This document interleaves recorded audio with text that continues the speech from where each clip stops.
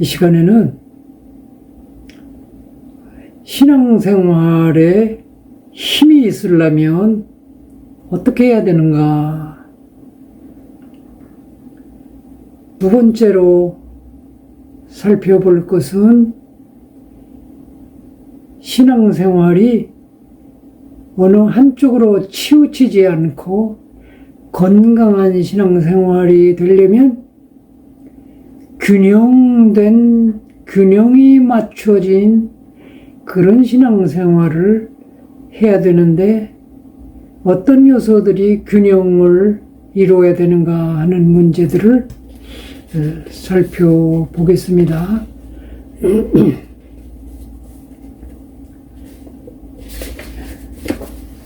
자, 거기 355페이지 밑에 부분에 2번 보니까 신앙생활의 동력이 되는 확신이라 그랬어요. 그러니까 믿기는 믿는다고 그러는데 신앙생활에 아무 힘이 없어. 그런 사람들 많이 있을 거예요.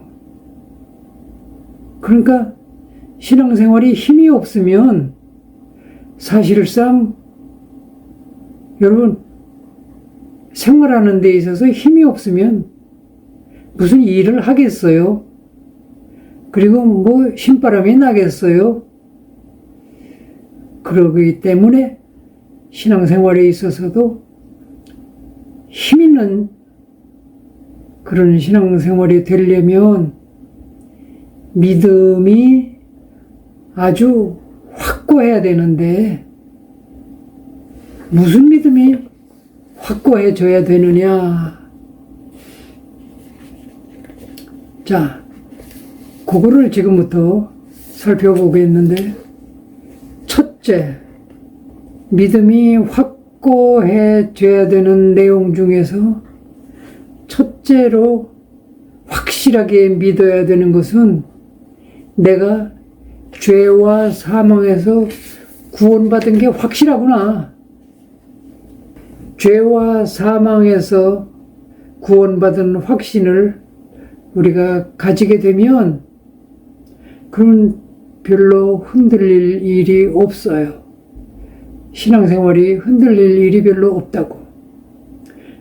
근데 가끔 가다가 자꾸 내가 정말 구원받은 거 맞나?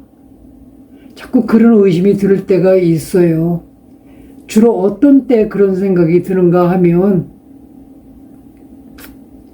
내 사는 모습이 정말 부끄러울 때, 아우, 내가 왜 이러지?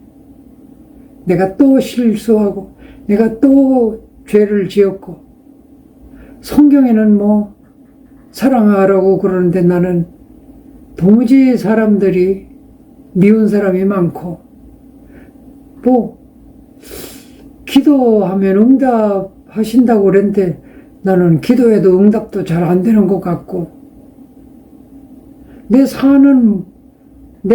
삶의 모습을 보면 내가 아무래도 아직 구원을 못 받은 것 같아. 그렇게 생각될 경우가 많이 있을 수 있어요. 자, 그런데 그 성경 본문에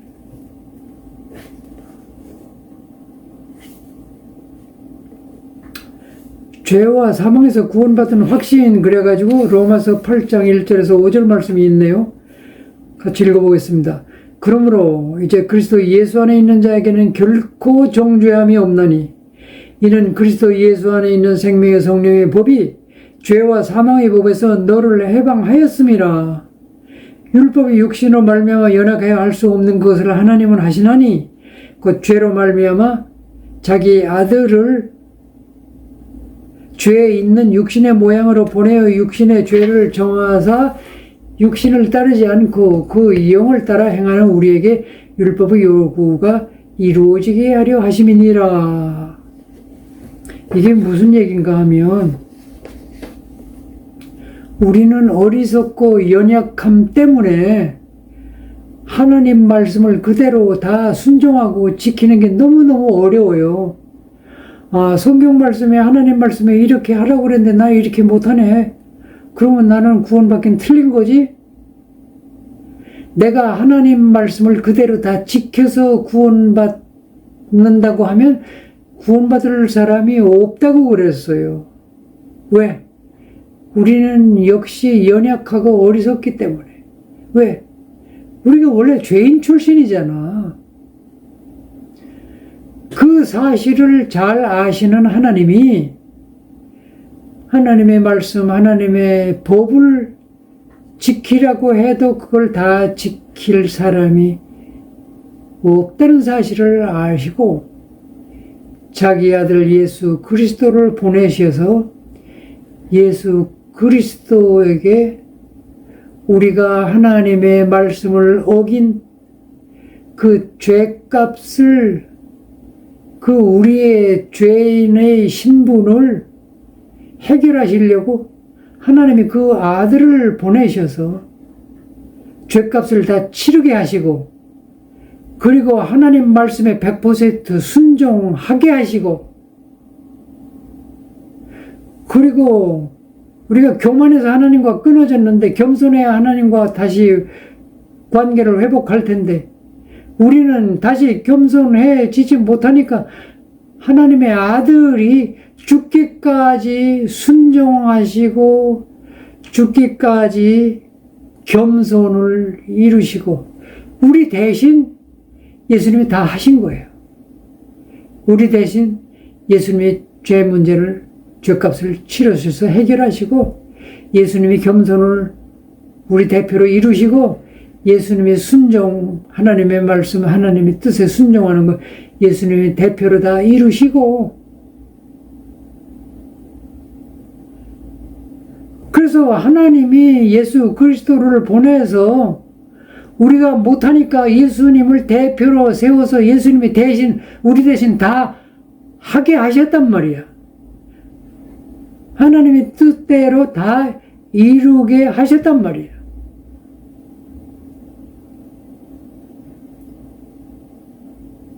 그리고 나서 어떻게 하셨어요? 자, 이 예수 그리스도를 보내서 너희 문제 다 해결했다. 이제는 이 예수님이 너희 문제를 너희 대신해서 다 해결하셨다는 사실을 네가 받아들이고 믿고 그 예수님을, 너는 못하지만 그것을 다 하신 예수님을 내가 내 안에 모셔드리고 살면 네가 다 한 것처럼 내가 인정하고 너를 받아들이겠다. 그래서 우리는 하나님 앞에 절대 나갈 수도 없는데 하나님 앞에 나갈 수 있는 길이 생겼는데 예수님을 붙들고 예수님을 모시고 하나님 앞에 나가가지고 하나님을 만날 수 있게 하신 거란 말이에요. 그래서 만약 하나님이 너 이놈, 너 죄 지은 놈이 내 앞에 어찌 나타났느냐? 아니 저는 뭐 하나님 앞에 나올 자격이 없지만 예수님이 제 문제를 다 해결하셨기 때문에 저는 예수님 앞세워서 예수님 모시고 예수 이름 붙잡고 여기까지 나왔습니다. 그러니까 또 예수님이 맞아요. 얘는 나를 믿고 나를 모셔드렸고 내가 행한 모든 것을 믿고 그래서 내가 모든 해결한 문제가 이 사람에게도 적용되도록 내가 책임지겠습니다. 그래? 그러면 할 수 없이 받아야 되겠네?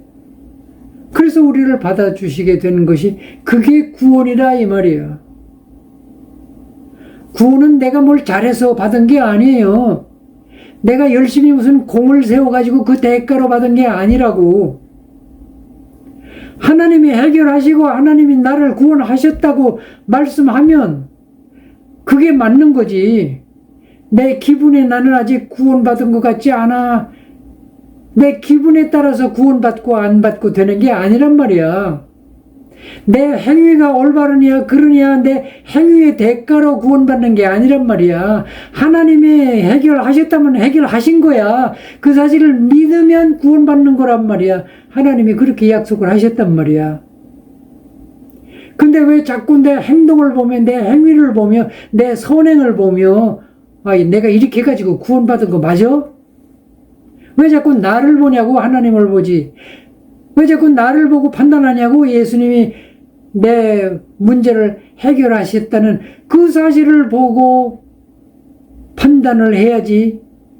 왜 내가 내 주제를 쳐다보면서 구원받고 안 받고를 자꾸 따지냐고. 하나님이 여러분 문제를 그의 아들 예수 그리스도를 통해서 해결하셨다는데 뭘 믿고 못 믿고. 믿으십니까? 믿으면 구원 받은 거야. 그래도 나는 안 믿어져요. 그러면 가보세요. 할 수 없는 거지 뭐. 다 해결하셨다는데도 못 믿겠다고 그러면 아직 희망이 좀 남아 있어요. 다음 주까지 성령께서 혹시 깨닫고 믿을 수 있도록 도와주실는지 모르니까 아직 희망이 있어요. 어쨌든 여러분들이 나는 이제 죄와 사망의 운명에서 벗어났구나. 이제 내 죄 문제로 지옥 갈 일은 끝났구나. 내가 적어도 예수님을 붙들고 예수님을 모시고 사는 한 나는 지옥 갈 일은 없구나. 그 사실만 확실히 믿는다면 여러분들은 별로 흔들릴 이유가 없어요.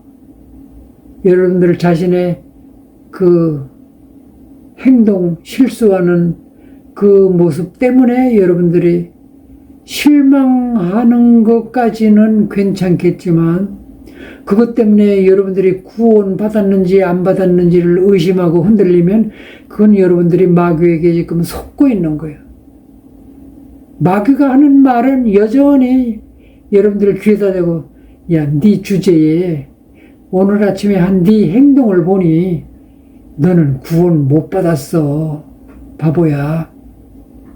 그거는 끊임없이 마귀가 우리 귀에다 대고 속삭이는 말이에요. 내가 믿는데도 구원 못 받는 일은 없어요.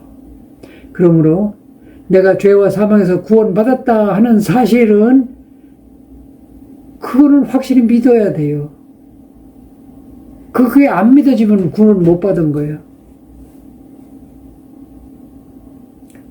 단 내가 구원받았냐 못 받았냐 하는 거를 내 기분과 내 느낌과 내 행동을 보고 판단하지는 말라 그 말이요.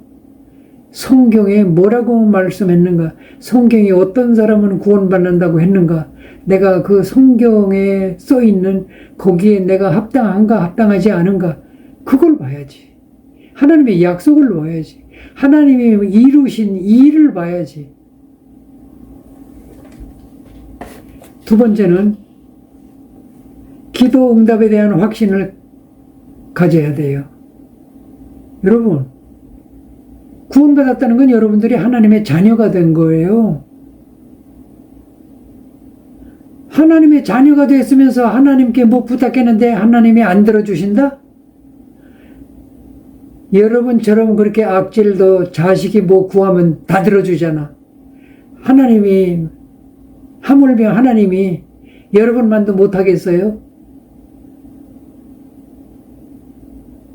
여러분 보고 악질이라고 그래서 죄송해요. 근데 하나님에 비교하면 악질이잖아, 뭘. 그런데 여러분들도 자식이 뭐 달라고 하면 다 주는데 하물며 하나님이 기도하는데 응답을 안 하시겠어요? 그것도 예수 이름으로 구하는데. 그러니까 내가 기도하면 이제 하나님이 응답하시겠구나. 이 확신이 없는 사람 참 답답한 사람이고 좀 불쌍한 사람이야. 이게 예수 믿는 사람에게 가장 그 큰 은혜요. 이 정말 너무너무 좋은 건데 이게 믿어지면 염려할 게 하나도 없어요. 에이, 목사님 그래도 그렇지. 내가 정말 어려운 일이 생겨서 하나님한테 그냥 한 달 동안이나 계속 기도했는데도 하나님이 안 들어주시던데요.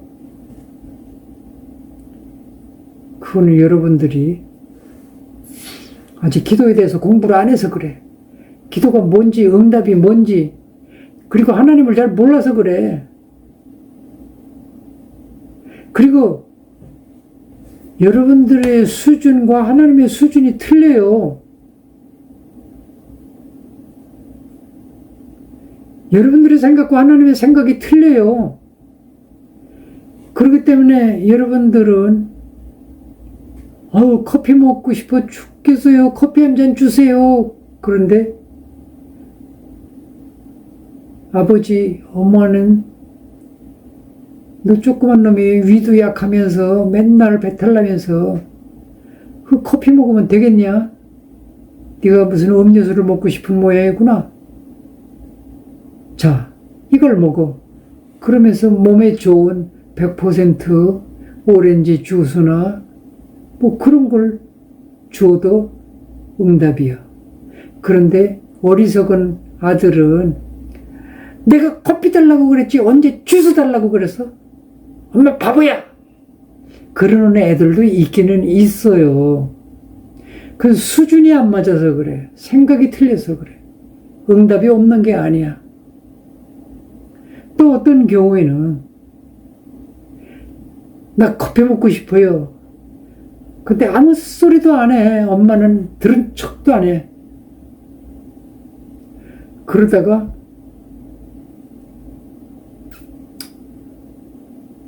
이제 저녁 때 그렇게 커피 한 잔 달라고 그러는데 아무 소리도 안 하더니 밤에 잠을 자도록 커피 안 줘. 근데 아침에 밥 먹고 나서 그러고 나서 커피를 주는 거야. 내가 어쩌게 커피 달라고 그러는데 왜 인제서 커피를 주는 거야? 나 이제 기분 안 맞아. 지호번 커피 안 먹고 싶단 말이야. 너 공복에 이제 잘자리에 커피 먹으면 잠도 잘 안 오고 너 위도 다칠까 봐. 그래서 아침에 카페인 먹어도 정신 말짱해도 괜찮을 때 네 위장에 밥 다 먹고 난 다음에 안전한 때에 커피가 내 몸에 도움이 될 그때를 선택해서 내가 주는 거야. 근데 어리석은 아들은 이해를 못해. 하나님은 하물며 우리의 생각과 너무너무 차이가 나서 하나님은 응답하시되 하나님 수준에서 하나님이 판단하셔서 응답하시는 거예요. 그건 안 돼. 그런 응답도 있을 수 있어요. 그건 너에게 해로운 거야. 철없는 철딱서니 같은 이라고. 네가 그걸 먹으면 너 죽어. 그래서 안 줄 수도 있어요. 안 주는 것도 응답이야. 그래서 응답은 기도하는 내 수준에 맞춰서 주는 게 아니라 하나님의 수준에 맞는 응답을 주신다는 것을 우리가 알아야 돼요.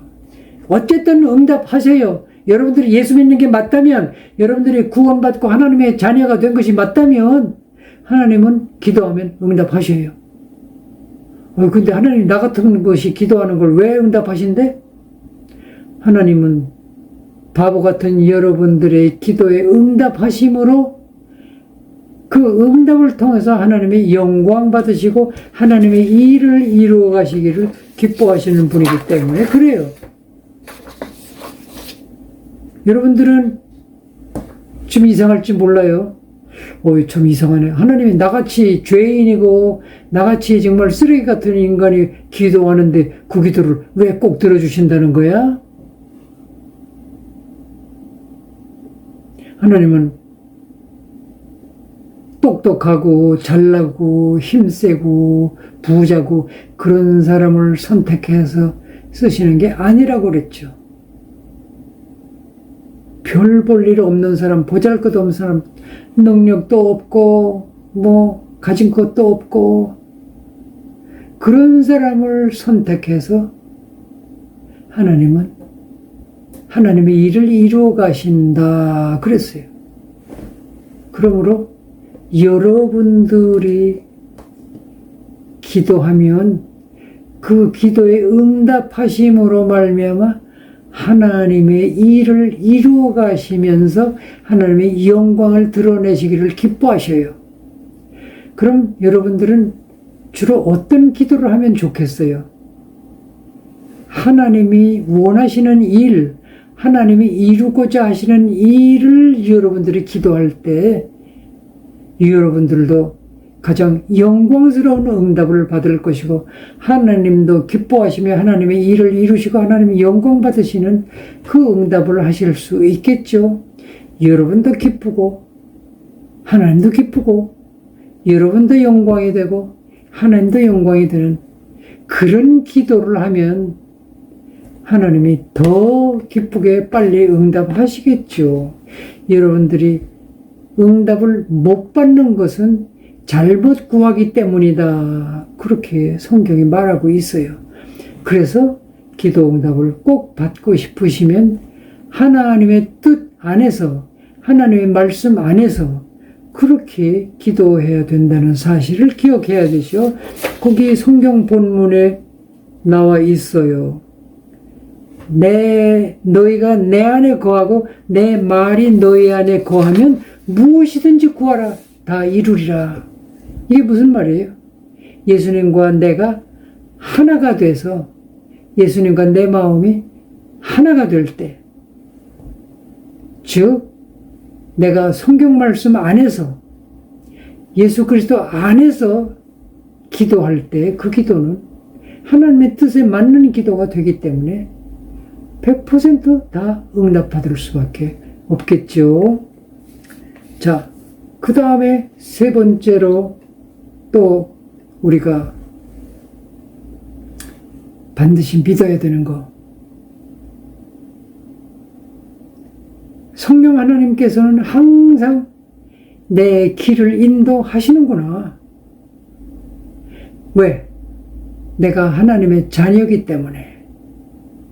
그래서 내가 잘못되고 내가 실패하는 것을 하나님이 그냥 두시지 않을 거예요.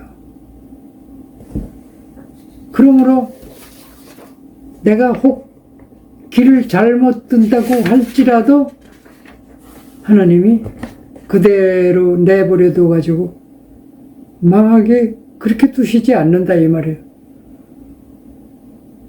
그래서 거기 성경 구절 3개가 나와 있는데 잠언 3장 5절 6절에는 내 마음을 다해 여호와를 신뢰하고 내 명철을 의지하지 말라. 모든 일에 있어서 하나님을 인정하라. 그러면 네 길을 지도해 주시리라. 자, 여기 조건이 하나 붙어 있어요. 하나님이 내 인생길을 인도해 주시기를 원한다면 100% 내 인생길을 인도해 주시기를 원한다면 그러면 그 하나님을 신뢰하란 말이에요. 내 생각대로 내 지혜대로 내 판단대로 하지 말고 하나님을 그만큼 100% 신뢰하고 그리고 하나님의 그 인도하심을 따르겠다는 그런 마음으로 하나님을 신뢰하고 의뢰하고 그럴 때 하나님께서 또 책임지고 내 삶을 인도해 주실 수밖에 없다 이 말이에요. 내가 하나님의 자녀인데 내가 하나님 말 하나도 안 듣고 뭐든지 내 마음대로 하면서 잘못될 때만 나를 고쳐달라고 말이 안 되겠죠. 그리고 두 번째 성경 구절은 내가 나에게 감당할 만한 시험만 주시지 감당할 수 없는 시험을 주셔가지고 완전히 넘어져서 실패하게 하시지 않는다 이 말이에요. 혹 내게 너무 어려운 시험이 주어진다고 하더라도 감당할 수 있도록 피할 길도 함께 주신다 그랬어요. 자, 이것은 하나님이 우리를 그만큼 사랑하시고 은혜로 우리를 보호해 주신다는 뜻이고, 단 한 가지 우리가 꼭 기억해야 될 사실은, 우리가 죄인으로 노예처럼 살다가 구원받았잖아요. 그래서 우리는 다시 수준 높은 하나님의 백성으로, 하나님의 일꾼으로 하나님께 귀하게 쓰임받는 영광스러운 삶을 살게 하기 위해서는 우리가 훈련이 필요해요. 출애굽기에서 노예로 살던 사람을 구원해내가지고 광야에서 훈련시키는 것처럼, 우리도 구원받으면 하나님의 수준 높은 자녀, 하나님이 쓰실 만한 일꾼으로 이렇게 우리를 발전시키기 위해서 훈련을 시키신다. 훈련이라는 건 항상 고난이 뒤따르게 돼 있어요. 어려움이 뒤따르게 돼 있어요. 훈련을 거치지 않고 이렇게 발전하고 전진하고 그런 것은 될 수가 없잖아요. 여러분들도 여러분 자식을 훌륭하게 키우기 위해서 얼마나 훈련을 많이 시킵니까? 그 하기 싫다는 공부를 매를 때려가면서 공부시키고 학원 보내고 돈 들여가면서 하기 싫다는 걸 왜 그렇게 시키는 거예요? 훈련시켜서 훌륭한 사람 만들려고. 하물며 하나님은 때로 여러분들을 매도 때려요. 왜? 못되게 나쁜 행동을 하면 그 행위를 고쳐줘야 되니까, 깨닫게 해야 되니까 매도 맞을 각오해야 돼요. 훈련받을 각오해야 돼요. 훈련은 쉬운 게 아니에요. 훈련은 즐겁기만 한 게 아니에요. 그것을 각오를 해야 된다. 그래서 인도해 주신다 하는 것은 훈련도 안 시킨다 그 뜻이 아니에요. 이거 혼동하지 마세요. 그래서 우리가 인생길을 간다고 그러잖아요. 때때로 잘못 길을 들 때도 물론 있어요. 실수할 때 있어요. 잘못할 때 있어요. 그래도 우리를 아주 망하도록 내버려 주시지는 않는다. 또 마귀가 우리를 계속 공격할 틈을 항상 노리고 있기 때문에 이 마귀와의 전쟁이 일어날 수도 있어요. 그러나 우리가 마귀에게 져서 다시 마귀의 노예로 끌려가도록 내버려 두시지 않고 반드시 승리하게 하신다. 왜? 하늘과 땅의 모든 구원세를 가진 예수님을 우리가 모시고 살잖아요. 예수님을 안 모시고 살면 물론 질 수 있지. 그러나 이 예수님을 모시고 사는 한 지는 것 같아도 이겨요. 패배한 것 같아도 결국 승리하게 된다는 사실을 믿어야 된다 이 말이에요. 이 사실을 믿어야 돼. 믿으면 되는 게 아니라 확실하게 믿어야 돼.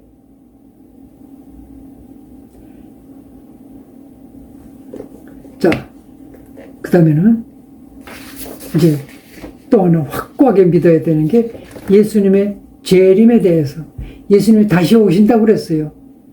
예수님의 첫 번 오신 것은 아기 예수로 첫 번 이 세상에 오신 것은 우리에게 죄 문제를 해결하고 마귀 문제를 해결하고 하나님과의 관계 문제를 해결하고 그래서 우리의 죄값을 치르고 그래서 우리를 구원하는 복음을 이루시기 위해서 복음의 씨를 뿌리기 위해서 오셨어요. 그 일을 다 끝내시고 나서는 다시 하나님 보좌로 올라가셨어요. 근데 그 예수님은 다시 오신다고 그랬어요. 왜 다시 오실까? 이제 다시 오시는 것은 복음의 씨를 뿌리고 갔으니까 구원받은 사람이 많이 생겨났겠죠? 또 구원을 받기 싫다고 도망치고 구원을 거부하고 예수님을 거부하고 하나님을 거부하고 계속 마귀 따라다니고 그런 사람들도 아직 많이 있겠죠. 그러나 때가 되면 이 복음이 세상 끝까지 다 전파가 되면 그때 예수님은 이제 추수해야 되니까 복음의 구원을 위한 복음의 씨를 뿌리고 가셨으니까 이제 그 복음의 씨가 자라나서 열매를 맺었으면 추수하러 다시 와야 되잖아요. 그래서 예수님의 재림하시는 것은 추수하려고, 즉 최후의 심판을 위해서 오시는 거예요. 이제 알곡과 쭉정이를 갈라서 알곡은 천국으로, 쭉정이는 지옥불로 다 정리하시기 위해서 오시는 거예요. 이 사실은 반드시 오실 것을 하나님이 약속하셨어요. 이것은 이치적으로 봐도 반드시 있어야 될 일이죠. 이게 없이 무한정 계속될 수는 없잖아요. 이 세상을 시작하신 하나님은 마지막 마무리를 준비해 두셨어요. 그러므로 우리는 언제인지는 우리가 모른다고 돼 있어요. 그러나 하나님만 아신다고 돼 있어요. 그러나 그 오실 재림하실 시간과 때는 하나님만 아시지만, 그러나 그 종말의 때가 가까워 올수록 여러 가지 징조는 나타날 것이라고 그랬어요. 그 징조가 마태복음 24, 25장에 읽어보면 자세히 나와 있어요. 궁금하시면 읽어보세요. 그런데 제가 요즘 느끼는 것은 정말 예수님의 재림이 상당히 가까워지는 느낌이 자꾸 느껴져요. 그러니까 여러분들 예수님을 맞이할 준비된 삶에 조금도 소홀함이 없으시기를 바랍니다. 자, 그 다음에 지금까지 우리가 살펴본 것이 신앙생활이 왜 힘이 없지? 신앙생활이 힘있게 동력을 확보하려면 무엇이 필요하지? 적어도 가장 중요한 사실에 대한 확신이 필요하다. 죄와 사망에서 내가 구원받았다는 확신, 내가 이제는 하나님께 기도하면 하나님이 확실히 응답하신다는 기도 응답에 대한 확신, 하나님께서는 내 삶을 인도해 주시고 나는 항상 승리하게 돼 있다는 그 사실에 대한 확신, 그리고 예수님은 재림하신다는 사실에 대한 확신, 적어도 이 5가지에 대한 확신은 우리가 분명하게 가지고 있어야 된다. 자, 그 다음에 또 우리가 건강한 신앙생활이 되려면, 여러분, 집이 무너지지 않게 튼튼하게 서 있으려면 어떤 기둥은 가느다라고 약한 기둥을 세워놓고 어느 쪽에는 아주 튼튼한 기둥을 세워놓고, 그러면 집이 굉장히 불안하겠죠. 이 건물이 튼튼하게 서 있으려면 기둥이 똑같이 균형을 잡아줘야 돼요. 집이 기울어져 있으면 언젠가는 무너지겠죠. 우리 신앙생활도 어느 한쪽으로 치우쳐 있으면 이거는 건강하지 못해요. 우리 신체도 오장육부라고 그러잖아요. 이 오장육부가 똑같이 균형을 갖추어서 건강하면 그 사람은 완전한 건강이에요. 그런데 위장은 너무 약하고 간장은 너무 튼튼하고 호판은 너무 약하고 심장은 너무 강하고 이런 식으로 되면 맨날 병을 달고 살 수밖에 없어요. 건강한 삶을 못 살아요. 신앙생활도 마찬가지요. 신앙생활의 균형을 이루어서 신앙생활을 건강하게 해주는 기둥이 6개가 있어요. 그 6개 중에 3개는 하나님을 향한 것이고 3개는 사람들을 향한 것이에요. 자, 6개의 기둥 중에 3개는 하나님을 향한 기둥이고 3개는 사람들을 향한 기둥이다. 그래서 이 중에 어느 하나라도 약하게 되면 또 어느 하나만 지독하게 강하게 하면 건강한 신앙생활이 될 수 없단 말이죠. 그래서 그 6개의 기둥을 균형을 잡아주는 6개의 기둥을 간단하게 살펴보면 하나님을 향한 신앙의 기둥 3개는 말씀 생활, 기도 생활, 예배 생활, 이것은 하나님을 향한 치우침이 없이 균형을 잡아줄 수 있는 3가지 기둥이에요. 그 다음에 사람들을 향한 신앙의 기둥은 증인 생활, 즉 전도 생활, 섬기는 생활, 교제하는 생활, 이건 사람들을 향한 신앙생활의 중요한 기둥 3가지예요. 그래서 이 6개의 기둥이 똑같이 균형을 이룰 때 여러분들의 신앙생활이 건강한 신앙생활이 될 수 있다. 자, 말씀 생활은 왜 그렇게 중요한가? 말씀 생활은 성경 말씀을 계속 읽어보고 듣고 공부하고 묵상하고 그래서 그 말씀을 내 삶 속에 자꾸 적용하고 이거를 밥 먹듯이 해야 되는 거예요. 밥 먹듯이. 알았어요? 이 말씀 생활은 밥 먹듯이. 여러분 하루에 3번 밥 꼭 먹지 않아요? 밥을 먹어야 힘을 쓰잖아요? 밥을 먹어야 살죠. 그래서 말씀 생활은 영적인 양식이라고 그랬어요. 영적인 양식. 영적인 신앙생활의 양식이야. 양식을 안 먹으면 힘을 못 쓰지. 사도행전 20장 32절 거기 보면 우리를 능히 든든히 세워주고 그랬어요. 우리를 든든히 세워준다. 왜? 밥을 든든히 먹으니까 든든히 서지. 또 디모데후서 3장 사람으로 삶의 기준이 되게 하고 또 사람을 하나님의 사람들로 온전하게 하고 그 다음에 선한 일을 행할 수 있는 능력을 주고 이 말씀이 우리에게 그런 요소가 되기 때문에 말씀 생활을 해야 되는 거예요. 또 살전 2장에는 하나님의 말씀을 받을 때 그 하나님의 말씀이 내 안에서 역사를 일으킨다 그랬어요.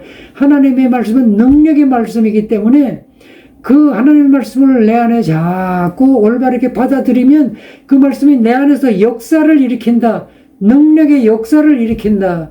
그래서 내가 바뀌고 변화되고 나를 통해서 하나님의 일을 이루어가게 되고 그렇게 된다 그 말이에요.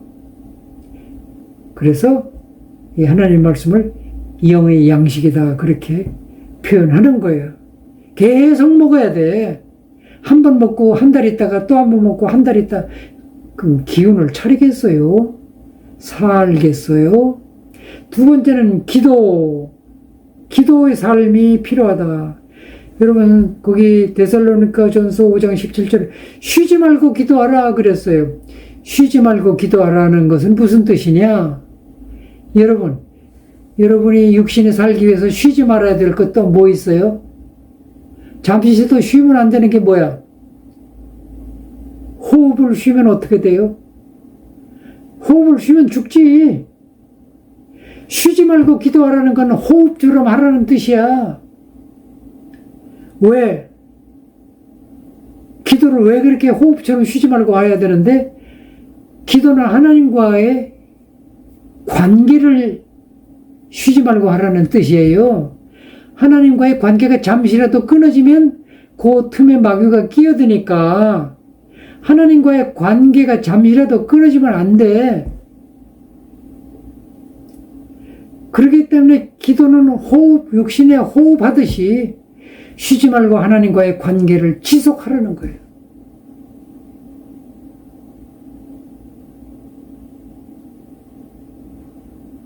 그런데 그 밑에 요한복음 15장 7절에 보니까 너희가 내 안에 거하고 내 말이 너희 안에 거하면 무엇이든지 구하라 다 이루리라. 이게 또 중요해요. 즉 예수님과 하나된 관계 속에서 기도하라는 거예요. 예수님과 하나된 관계 안에 살며 기도하면 100%다 응답 받는다는 거예요. 그러면 예수 믿는 사람은 예수를 24시간 모시고 살잖아. 그것은 예수님의 말씀을 떠나지 않는다는 뜻이야. 그것은 기도도 예수님 말씀 안에서 기도한다는 뜻이야. 그러면 그러한 기도를 쉬지 말고 하면 그것은 기도 응답을 쉬지 않고 누린다는 뜻이야. 쉬지 않고 내가 하나님의 응답을 받으면서 산다. 그러면 내 삶이 어떻게 되겠어요? 감히 상상이 가세요? 신앙생활이란 그렇게 하는 거요. 그래서 쉬지 마세요. 기도하는 건 쉬지 마. 미친 사람처럼 해라. 그 다음에 세 번째는 예배하는 삶이 필요하다.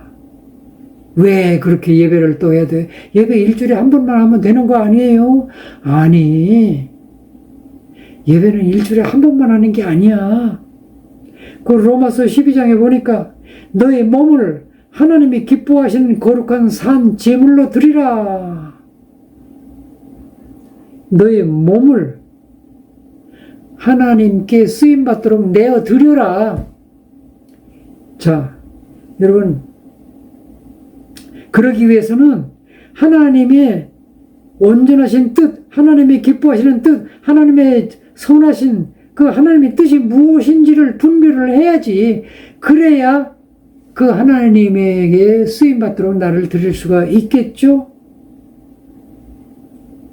자, 근데 하나님은 예배하는 자를 찾으신데, 그러면 우리가 일주일에 한 번씩만 예배하고 나머지는 예배 안 한다면, 그럼 우리는 하나님을 일주일에 한 번만 만나면 충분하다는 거예요? 그래가지고 되겠냐고.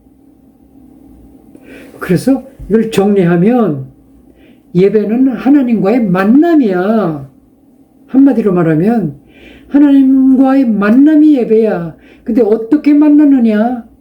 우리는 원래 만날 자격도 없는데 예수 이름 가지고 나가서 하나님을 만나는 거야. 근데 하나님을 만나서 뭐하게? 하나님으로부터 받은 사랑과 은혜가 얼마나 커. 그러니까 감사를 해야지. 시도 때도 없이 감사해야지. 모든 일이 감사하라고 그랬잖아. 그러니까 감사하니 할 일이 천지야. 하루 종일 감사할 일이야. 모든 일이 감사할 거니까.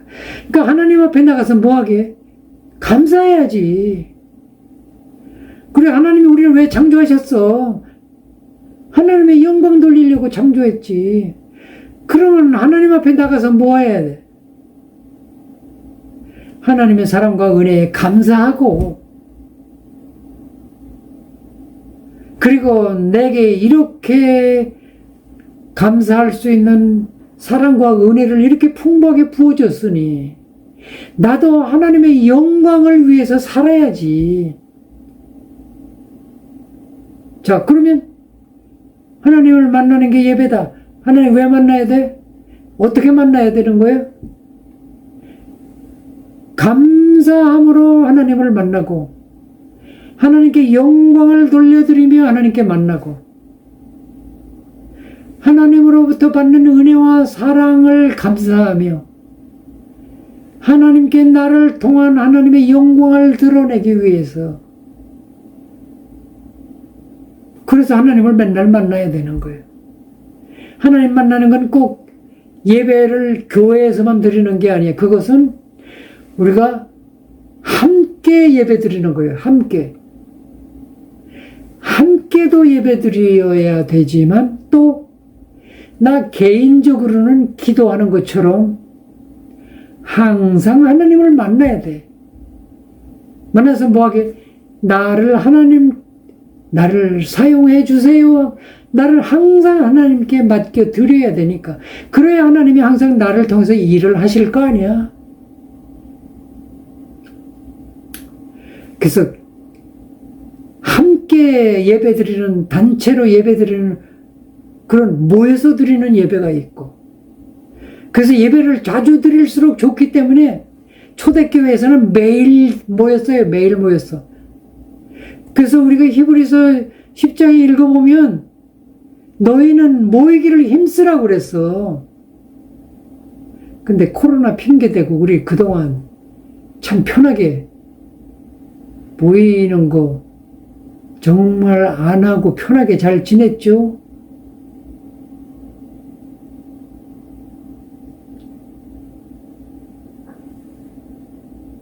아이, 교회 안 나가니까 얼마나 편해요. 목장 모이면 안 만나니까 얼마나 편해. 그래서 좋았어요. 편한 만큼 여러분의 믿음은 이미 떨어져 있을 거예요. 여러분들의 생명은 연약해져 있을 거예요. 여러분들 하나님의 사랑과 은혜를 그만큼 놓쳐버리고 짜증나는 삶을 살게 됐을 거예요.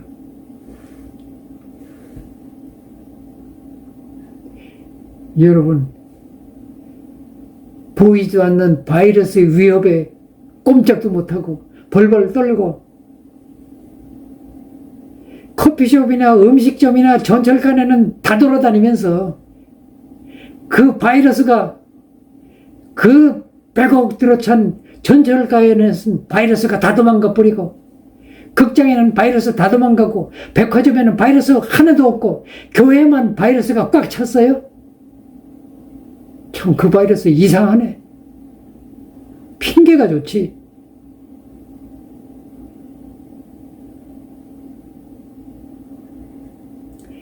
예배하는 삶을 사시기 바랍니다.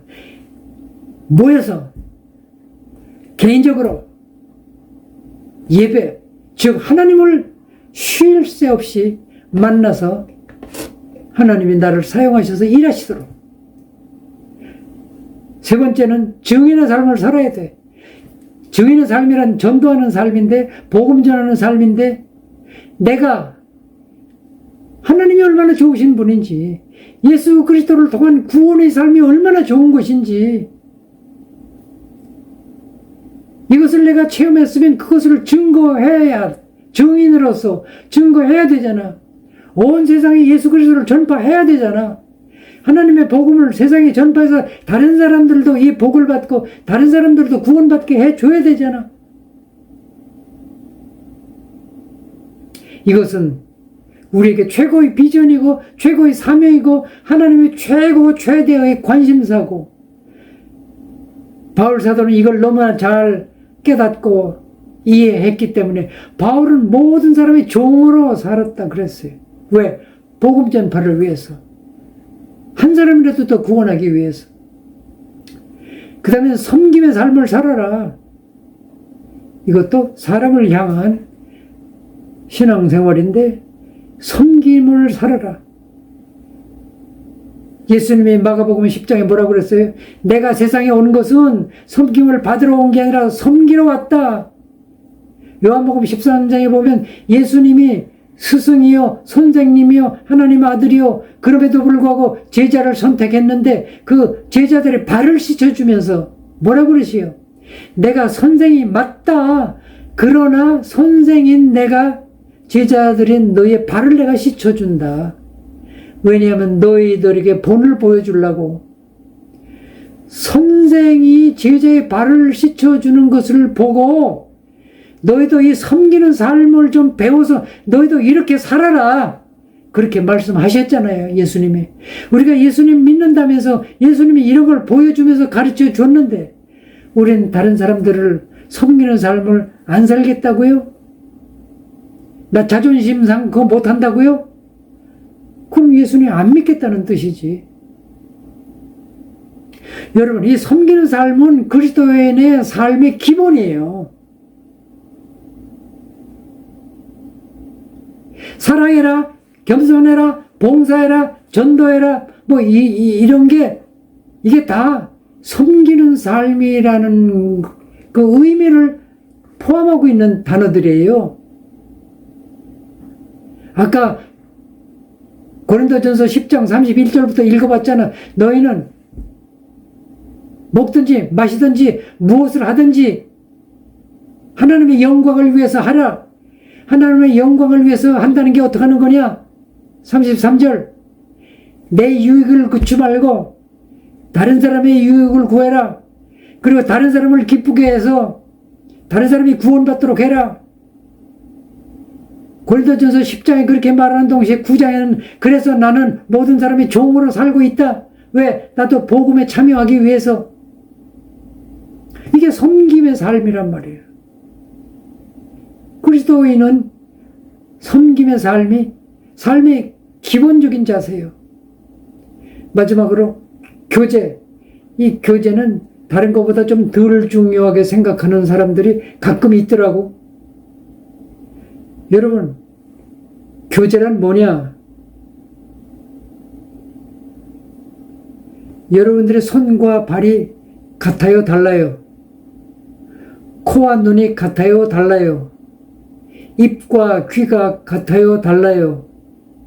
여러분들의 몸에 별의별 게 다 붙어 있어, 지금. 그게 다 달라. 완전히 달라. 손과 눈은 완전히 달라. 그런데 손과 눈이 서로 손가락질하며 싸우면 무슨 일이 일어나요? 귀와 입이 서로 손가락질하며 내가 더 중요해, 내가 더 중요하고 싸우면 무슨 일이 일어나겠어요? 이렇게 서로 다른 것이 한 몸에 붙어 있잖아. 그러니까 서로 친해야 돼. 요 손끝이 바늘에 찔려서 아프면 온몸이 다 같이 아파하는 거야. 여러분, 이 하나가 빠지면 온 몸이 다 몸살을 같이 앓는 거야.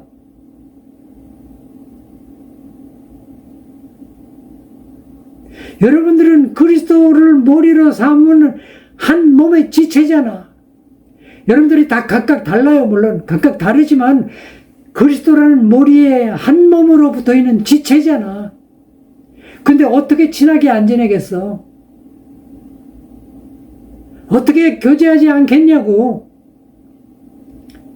이 교제를 소홀히 하는 사람은 나쁜 사람이야. 코와 입이 싸우는 거하고 똑같아. 여러분, 우리 교회는 너무너무 다른 사람들이 모여 있어요.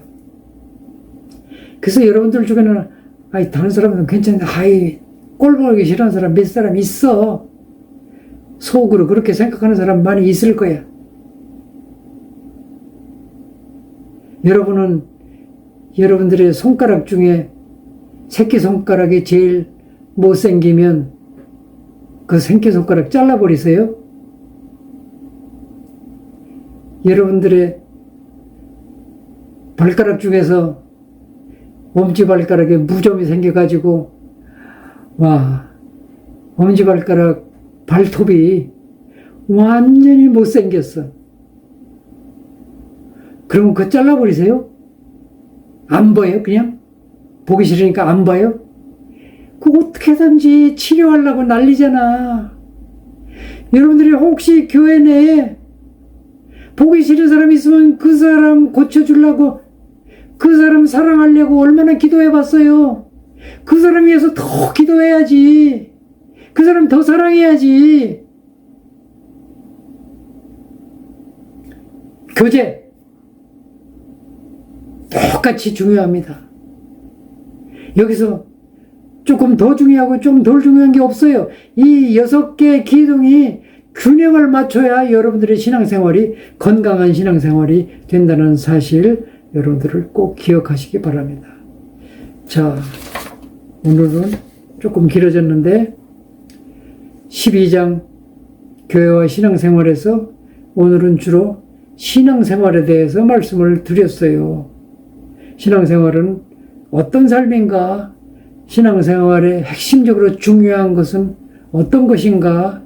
신앙생활의 동력이 되는 확신에 대해서 말씀드렸고, 신앙생활의 건강한 균형된 신앙생활을 위해서 균형을 잡아주는 요소들 6가지에 대해서 말씀드렸습니다.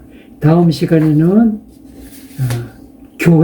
교회란 무엇인가에 대해서 마지막으로 말씀드리겠습니다.